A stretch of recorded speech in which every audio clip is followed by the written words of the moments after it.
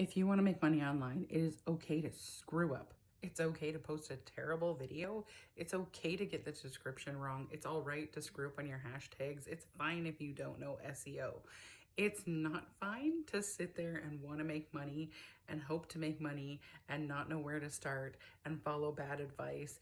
Those are the things you want to watch out for. You want to get started. You want to start making money online. You want to see the success, and that comes with making mistakes. That comes with learning, and that comes with figuring it out as you go. Unfortunately, people want to jump in. They want to make the account. They want to find the viral video. They want to see the success overnight, and they want to get there before they put the work in.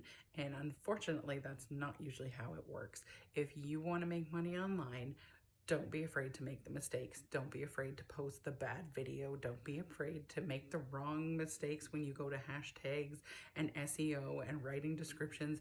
Don't be afraid to make the mistakes. Don't be afraid to do it wrong. Just do it.